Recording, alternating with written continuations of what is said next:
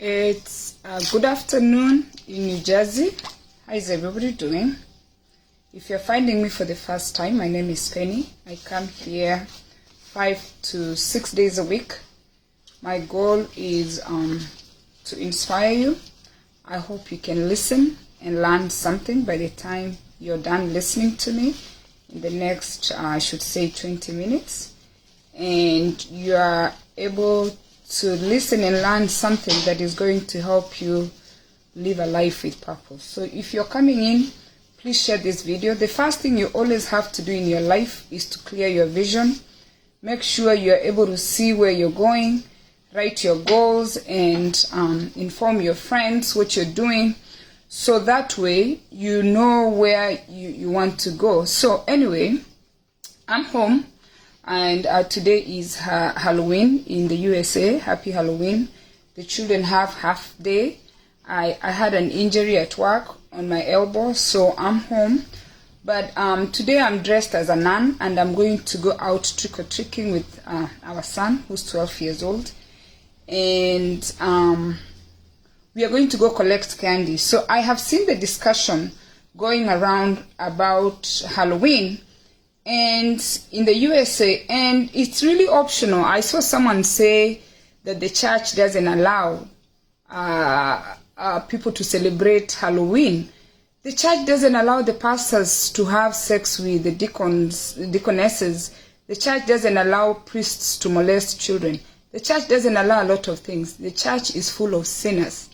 So when you talk about not being allowed, when you're talking about not being allowed, I don't understand what you mean by that. For the Bible says, for those ones who claim to be Christians, for all have sinned, right?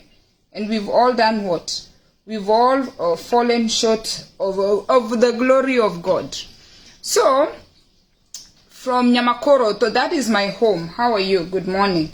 So, when you come in, share this video with your friends and invite your friends to come and listen and learn.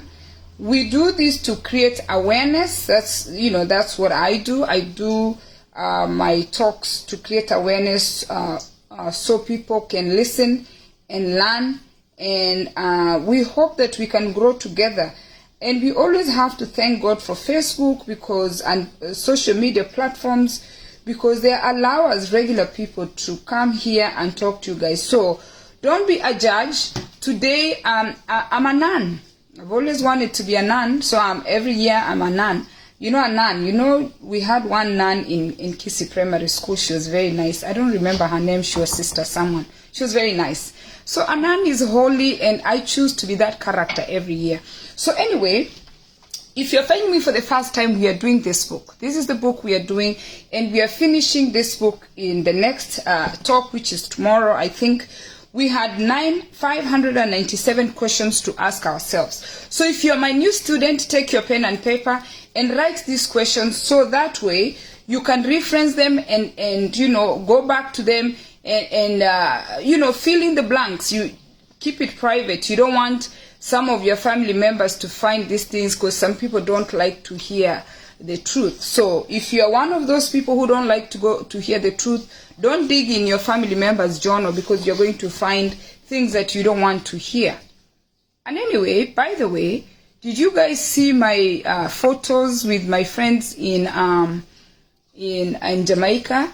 They were all in the pool. We were supposed to go for dinner. I keep time. But when you roll with a group of women, there is no keeping time.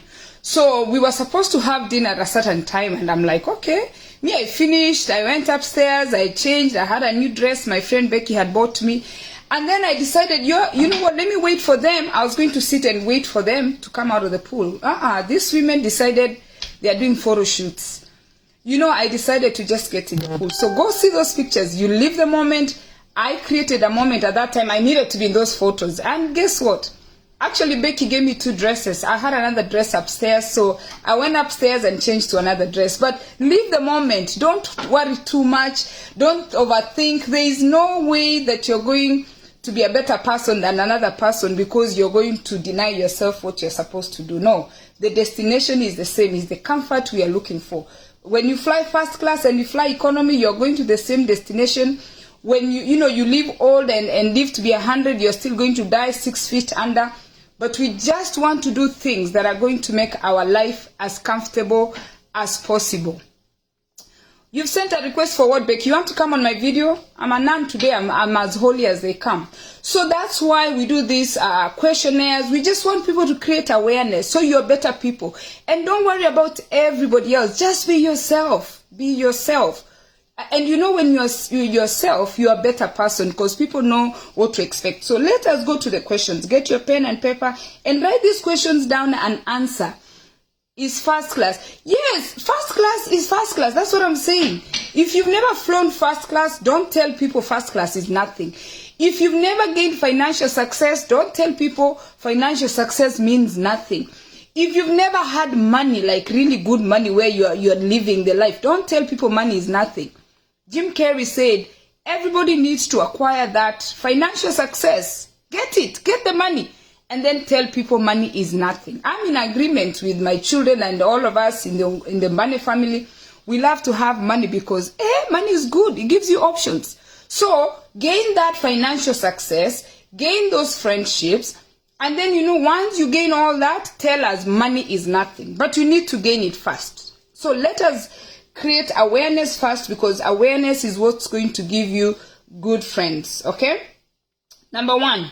What is an indication of a good friend? Do you know what a good friend looks like? What is an indication of a good friend? Answer that question, okay? Who would you give a eulogy for? Who would you give a eulogy, I can't, English, eulogy for? Who would you think among your friends, among your family, who would you think you will be able to stand up and talk about them? For you to stand up and talk about someone, there's what they write for you and there's what you know. So always try to even give people who you want to read your eulogy heads up so they know. Me, I already have my person and the person knows, and I want them to read the story because they've known you for a long time. Who would you want to read your eulogy? Oh, Purity, that's nice. You'll trust Becky to read your eulogy. That is amazing. Oh, that's very nice. That is nice. So, who is that person? Okay. Number 3. What is one thing everybody should know? Everybody should know. To me, everybody should know that money can buy happiness. Don't be lied to that money does not buy happiness. You need to find the money, have it, and then tell people it doesn't buy happiness. What is one thing? Actually, if you guys do active listening, it's going to help. Just write those answers down as we go so other people can learn. Becky, you are doing good. Purity, you're doing good. And who else? Omar, everybody who's on, write those answers, okay?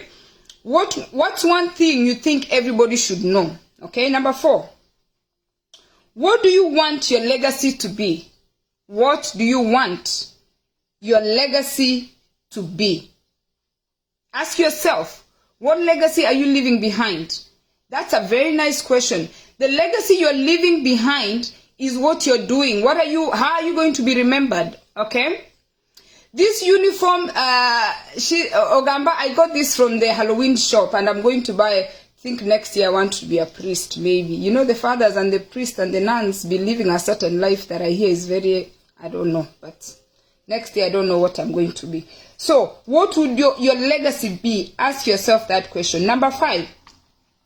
What is something you would do if you won the lottery? The lottery meaning, even if you Christians don't play the lottery meaning if you came into maybe an inheritance, maybe you didn't win the lottery. If somebody gave you 100,000, 200,000, millions, what would you do with that money if you won that much money? Ask yourself, what would you do? Number 6, what do you think about aging? Oh my goodness, I'm in denial about aging myself because I can't believe I'm 50. And when I see my children, my sons have a beard, my daughter is a woman, I'm so worried about being extinct. I worry about being old, but I'm getting ready and I'm coming into terms that I must get old. What are you thinking about aging? How are you aging? Are you aging gracefully? Are you keeping active? In fact, there's a lady that I work with in Colombo. She's 90 years old. She is still working. She drives. She has her dog. Very, very active. So when you look at aging, what are you looking at? Okay, number 7. Who is the best giver and taker in your life? Our children. For us, is usually our for now that I have 3 adult children, the best giver and the best taker from me is our children. Who are those people in your life? Okay. Number 8, would you have plastic surgery? For me is a no, because I'm extremely, not just beautiful, I'm extremely beautiful without makeup. I'm extremely, like, I feel great. There is no part of my body that I'm willing to go under the knife to improve. And it's because I accepted my body parts from a long time ago. But if you had to, would you go for plastic surgery? And ask yourself, why would you go for plastic surgery? Number 9, what do you envision when you see yourself getting older? Me, I stop envisioning. Every time I start envisioning like being like my mom's age, I stop envisioning. I just go, like I don't want to be like that. But you know, that's what's going to happen. But when you think about yourself, when you're going to be 80, when you're going to be 90, how do you think? What do you see? You have to think about that. Number 10. What is the one thing you always save? What is the one thing, that one thing you always save? The hardest thing to save is money. But what is the thing that you always save? It could be food. What is that one thing you always put aside? You don't want to use it. Ask yourself. Okay? Number 11. Where do you see yourself in 30 years? I'm 50, and that's what I don't want to think about. Any 80 years, I'm afraid I don't want to see what it's going to be like. But they are telling you, they are helping you create awareness. This book wants to give you heads up that in 30 years, you're going to be plus whatever. I'm 50 now, I'm going to be 80. My goodness. At 80, I just hope I'll be in a village somewhere, running around with my cows and chicken and everything. I want to get old in a farm. So where do you see yourself in 30 years? If you're 20, add 30. Number 12. What makes a good marriage? As someone who's been...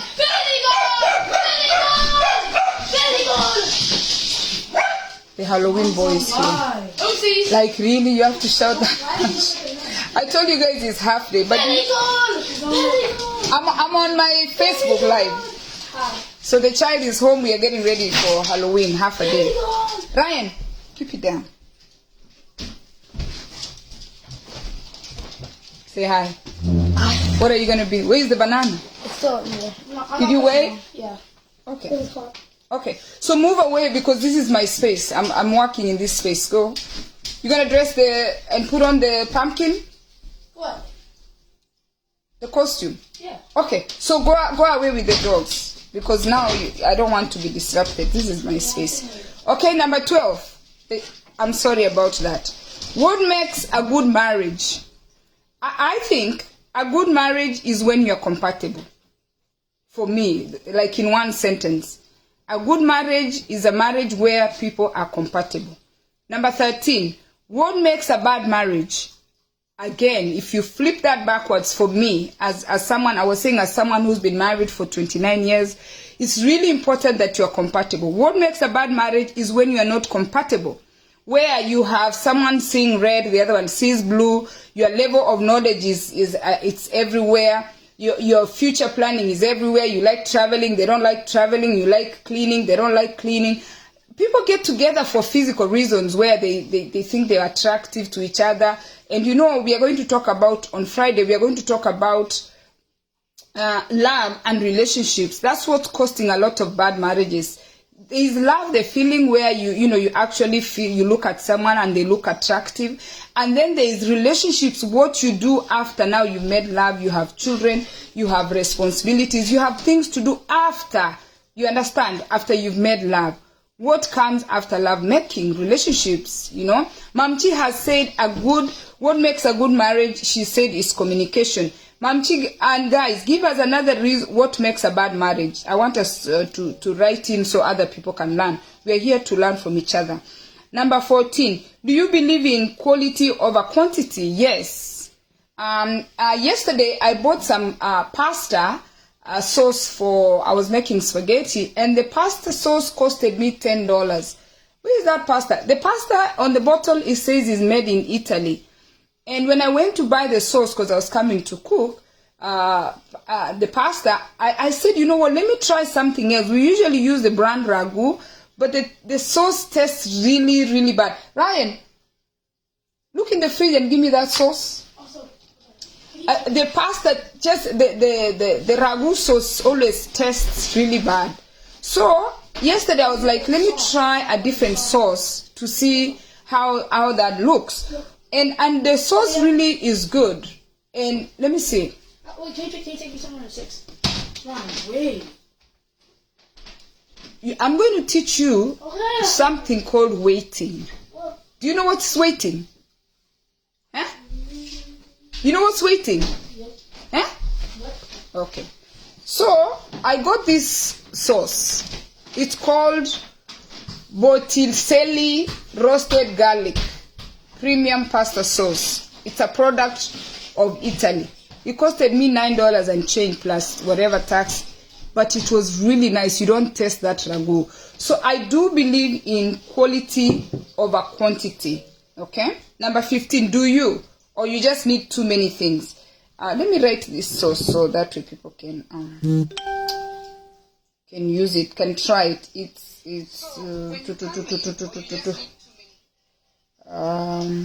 I'll write it before I pen down. Let me continue. Okay, number 15. What is the last text message that you received?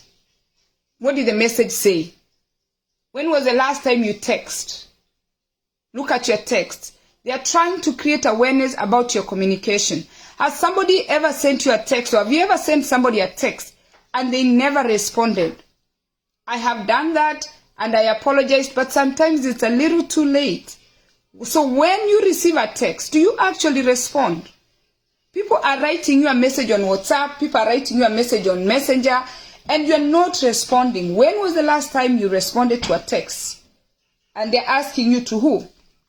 Number 16. Do you think about the future often? It's a yes. Some of us never really think about the future. I was talking to my mother the other day, and I asked her, I said, what did you really want to do when you are this age?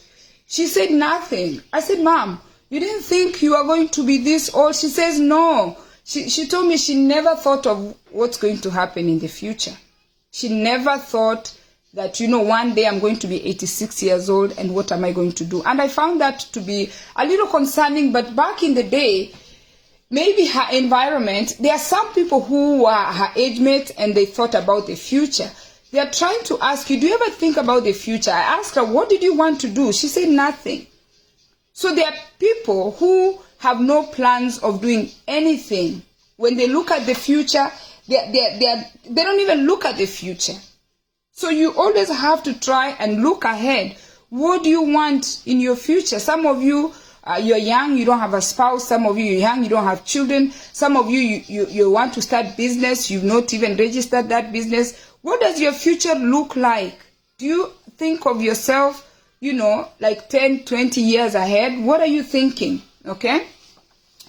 Today I'm a nun. That was number 16. Number 17. What advice do you have for your younger self? The advice I always have for my younger self, I should have invested more and spent less. Because now, had I done that, I'd have retired by now at 50. I should have bought my life insurance with living benefits as soon as I landed in America. That's 30 years ago. I was 19 years old. That's one thing. When I look back, I should have done. I should have, if I was sending money to Kenya, I should have sent $50 and invested $50 on stocks. Because if I started buying stocks when I was 19, when I came to America, when I had an income, I started earning at 19, I could have been like not working as much. And then I started my business in 2012. And my business is doing great. But when I look back, I should have started this business as early as I finished school, because I had the ability, and whatever I'm doing, I could have still done it. But when I look back, those are the things I could have done. I could have invested more, I could have gone into self-employment, and probably I could have gone into real estate earlier. Okay? Number 18. Who is someone you would want to give your eulogy? The other question was, so you don't confuse them, who would you give a eulogy for?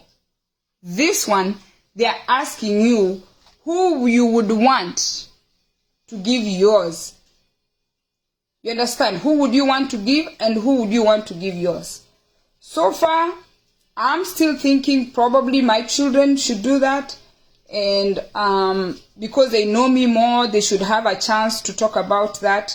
So I still feel like it should be set for the children. If they're not strong enough, then I can find a friend that really knows me and they can do that. But that varies from person to person. Okay? What is a story you're always going to tell once you're old? Do you have a favorite story? For those of you who don't like stories, some of us like stories. I have a lot of stories to tell. But my favorite stories are always like from my village when I was growing up. My childhood had a lot of things going on, and I love my village life stories. I can never have enough of them. So I'm still stuck in the village. I still enjoy those stories. I look back and I laugh. But are there stories that you really want to tell when you get old? For me, I'm stuck at age 0 and 18. Nyanduche Ibere stories, they seem to just blow me out of my mind. Okay? Number 20. Would you ever live as a minimalist? Okay. Now, we've been talking about this for the past few days when I posted a house, my house in the village in Ukambani, and a lot of people met me with a lot of bitterness and anger because I posted like, that's a simple house, let us keep it simple. And I've been talking to my friends. When we talk about minimalism, I see people who have so much, and yet they don't have time for themselves. When we talk about minimalism, we are not talking about being stingy. We are talking about living with just a little bit. And yesterday I was talking to a friend, and I started traveling with women, I think maybe 2018. I started going on trips with a group of women, and some women they check in 2 suitcases of clothes. When I just have a backpack and a carry-on, they carry a lot. When we talk about minimalism, is learning to live with a little. We have these big homes, we have these big cars, we have these many clothes, we don't even have space, we have these many shoes, and yet some of us continue to struggle to have good relationships. The less clutter you have, the better your life is. Yes, you can, it is a phase you go through once you acquire financial success. You kind of want to buy everything you ever wanted. But I think after you've gained financial success, and by the way, gaining financial success is not when you're on somebody's payroll. If you're working for your money, you've not really gained that financial success where your money is working for you when you're sleeping. Because once you're employed and something happens to you next week, you are going to be without a job. They have to replace you. But if you've created a business where your money works for you even when you're sleeping and money is coming in, you've really gained financial independence where you do not need to come out of your bed to go earn a living. But if you're on somebody's payroll, that job can end any time. What's going to happen to the big house? What's going to happen to the big car? What's going to happen to all these shoes, all these clothes that you have? If you had an accident and you lost your legs, you can't drive. If you had an accident and you had a brain injury, you have all these things that you're buying. What are you going to do with those things?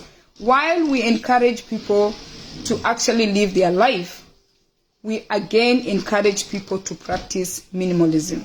Minimalism is try to just be content with whatever you have. Don't work 2-3 jobs so you can go and buy a Lexus or a Mercedes. You're working day and night, you're moving from job to job, and you're neglecting your family, you're neglecting your children just because you want this big house that you never sleep in.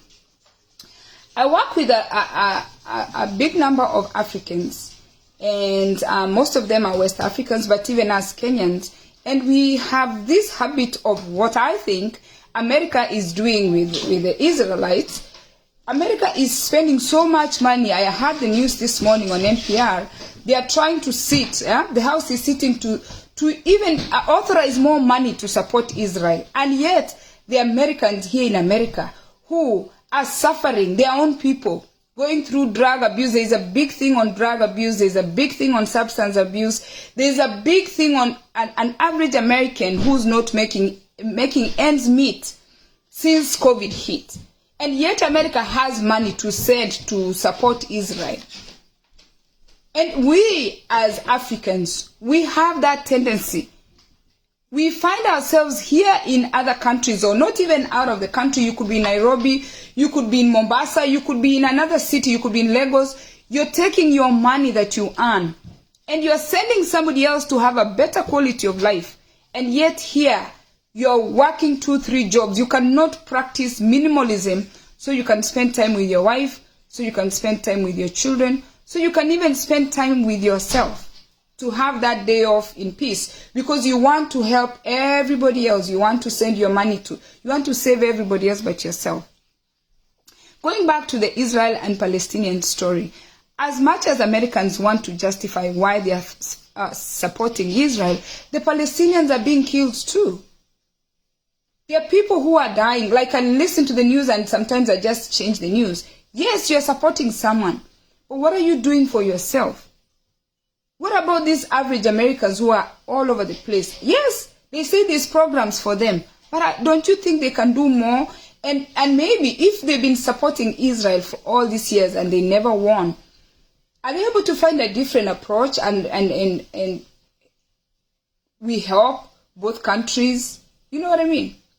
So we are so busy gathering resources to help other people, and yet the people that we are supposed to help, who's us? We cannot help ourselves. We cannot help our children. We cannot help our spouses. But because we want to feel some kind of way and the relationships we have with people outside our homes, we feel the need to take the money and help somebody else. And we don't want to live with less. We want to have everything big. America, even food is big size. Everything is big, big, big. There is nothing small. We are not doing anything small. We are doing everything big, big, big. Ask yourself. It's a challenge question. Is the last question. Would you live the life of living with less? Is that something you've ever even thought about? Have you considered to learn to live with less so you can create more time to create memories than to have material things? A message I've worked extremely hard to teach our children, because I quickly learned when I came to America that this country you can work and you don't have time for your family. You don't have time for your children. I decided I wasn't going to be that mother that was going to be absent. I was going to be present. And the difference between America and maybe in Africa, if we look in America, a lot of celebrities, a lot of rich people die because success is lonely. Once you gain financial success, you start removing, for you in fact to succeed fast, you have to remove yourself from your peers. You even have to remove yourself from your family. You remove yourself from everybody because you're busy making the money. You know, I'm busy with my waist beads. I'm busy. I have to remove myself from everybody. Not realizing that, you know what, the relationships that I am supposed to have, good, healthy relationships, are lost in between because I'm so busy trying to acquire material things. And once you acquire the material things, you get up there and you find the space is very lonely. And that's why you find these celebrities in Hollywood, some are found alone, drowned in the tub, like alone. You're a millionaire and you're alone. So if we try to practice minimalism, we are not saying you live in rags. We are not saying that, you know, you don't work hard, you don't do a business. but try to spend more time in building relationships of value as you pursue your career or as you look for your money. Look at the rich people children. In fact, the rich people children were sent to America here in the 60s and 70s. They're the ones who perish the most. Because rich people's children, they have the money, they don't have the time. The parents confuse money and presence. And I was saying, the celebrities in Africa, it's very rare to find a celebrity in Africa dying alone in the tub. Because in Africa, when you are financially successful, you are worshipped. Everybody would swipe the road for you to walk. So African celebrities don't die of loneliness, they die of sickness. And even that time they are dying of sickness, they've tried all the hospitals, they've been around the world, and they are not going to die of loneliness. Africans, the culture doesn't even allow a rich person to be lonely because people are always looking for you. Here, they become successful, they move to Hollywood and cut everybody off. And that's the end of the story. Then now they have alcohol, they have the money, they have the drugs. Before you know it, they are gone. African celebrities, they have people around them all the time. In fact, they even throw big parties. So financial success is good. But incorporate that financial success with healthy relationships. Nyabu, thank you for the stars. Healthy relationships by creating awareness, by asking yourself these questions. I think my time is up. We have a few more questions. We should finish this book, I think, this week, and then we move to the next book. Thank you so much for watching. Today, I'm dressed as a nun, for those ones who came late. And I'm going to go and collect my candy as a nun with our 12-year-old. That candy is good. It's the same candy. It's not candy that is different. So we come home, we go from house to house, we collect candy, and then we come home and check it and make sure it's good candy. You know, we also buy some to give the children who are coming around. And for those of you who are scared of Halloween, don't be scared. For the Bible says that we have all sinned. Don't be afraid to live. Do whatever you need to do, because you know what? You're not answerable to anybody. At the end of the day, when you're going to die, you're going six feet under. They don't bury two people. In America, they bury people on top of each other because I think there's no land. But when you die, your grave is just going to be by yourself. And if you can learn to be authentic, if we can all learn to be authentic and truthful, especially to our family members, to our friends, tell them the truth, be who you are, we are going to have better relationships. Don't try to do things because somebody is doing. Don't feel pressured to be who you're not. Just try to be yourself, and people are going to accept you just the way you are. For now, happy Halloween. And please go back to those questions, answer those questions genuinely, and do me a favor, share this video. And then I also want you to go to YouTube and subscribe to my YouTube channel. Yeah, so the other people can come and, you know, we share, especially those ones who are not on Facebook, so that way we encourage other people to learn from regular people. You know, regular people like us, we are the ones who are trying to teach other people to learn new things. You know what I mean? So that way, we tell them we are kawaida people, we are not the rich and famous, we are regular people. We are just telling you what we are doing and what is working, and maybe you can try that at home and see what works. God bless you and have a lovely day. Happy Halloween. Don't feel scared. Don't feel threatened. You don't owe anyone whatever you think you owe them. Everybody is trying to make it out here. We are all struggling. We are all going through something. So if you think you're the only one struggling, no, I want to remind you, you are not the only one struggling. We are all going through something. How you react to the thing that you're going through is what's going to determine if you're going to see the light at the end of the tunnel or you're going to die inside the tunnel. Me, I don't want to die inside the tunnel. I want to see my grandkids. God bless you.